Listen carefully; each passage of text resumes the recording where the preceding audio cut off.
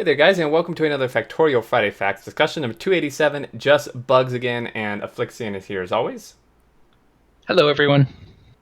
So this one is super short, pretty straightforward. Basically, a war of the devs versus bugs. And they've Isn't created, that the story of every software developer? yeah, pretty much, Yeah, I know it's my war. yeah.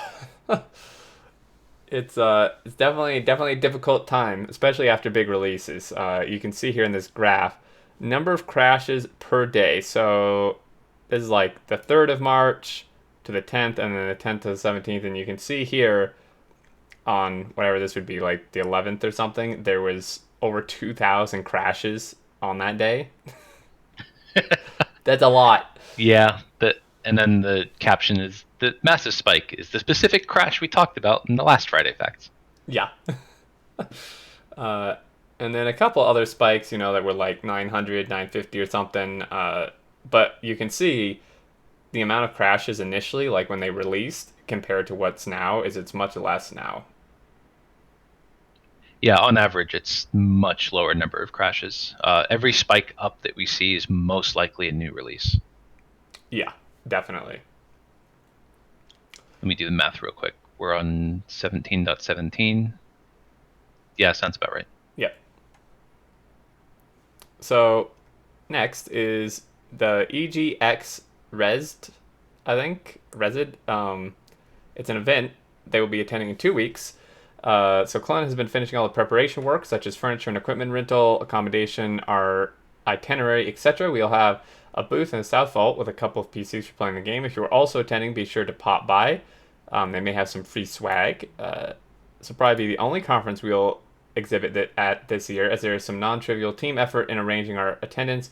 We want to focus that effort into finishing 1.0. Saying that, each time we exhibit at a new conference, we learn a lot, and it's good to have a couple under our belt before deciding our post 1.0 event plans. Yeah, having been to conferences, it is a huge effort to prepare for it and to plan things out and how you're going to demo things and all that.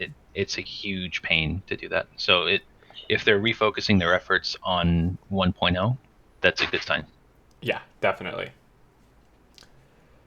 So they encounter situations like this in bug reports and similar, we have to try to fix it. Or when they do, sorry. So you can see here, um, I'm trying to actually see what the issue is. So the timing of the income Yeah, items allows Iron Plate to move through the splitter, but in a way that is slightly further from the previous. The internal code is logical, but from player perspective, it doesn't really make sense. Adding an extra item on the input can make the output a little bit less compressed. yeah. So if you take a I look see. on they have the spacing between items debug enabled. So you can really clearly see it on the left side of the splitter, but on the right side of the splitter, if you look right after the first iron plate that goes through, there's a little space between it and the solid fuel in front of it. I see. Okay. So Kind there, of annoying. yeah, a bit. There were a few different ideas of how to fix it. One of them was that the splitter could basically have a tiny internal inventory that would work as a buffer, but due to changes to the logic and possible performance implications, they decided that wasn't a good idea. The solution they did settle on is actually quite simple. This is the way how splitters worked before. It had zero point 0.5 tile long ramps of input and zero point 0.5 tile long ramps of output. Uh, and then we just extended the ramp by a little, plus zero point 0.2 tiles, and use that extra length as a small buffer with some extra logic to properly transfer the position of the items from input to output. The solution was able to solve all the little timing problems.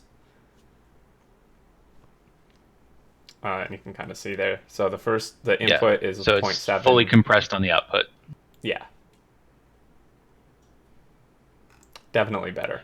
And then if you take a look at the GIF real quick, if you watch the iron plate going into the splitter, there's a split second before it actually appears on the output. Oh yeah, I do see that. Hmm. Okay. Yep. So I mean that's some like I don't think I actually would have noticed this issue in game, but it's probably good they fixed it anyway.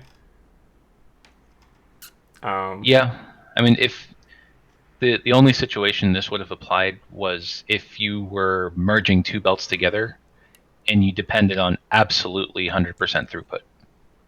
Yeah, which I guess is pretty important in some cases. Yeah, it's pretty important, but at the same time, um, it's a niche situation. Yeah. So the only real change for players is splitters need 20% more items for the belt to be fully backed up, which is kind of insignificant. And then last is invalid usernames. So, as you might remember, even if you've bought Factorio from Steam in order to join multiplayer, the game asks you to register an account. We have the typical restrictions on username characters, alphanumerics, and characters.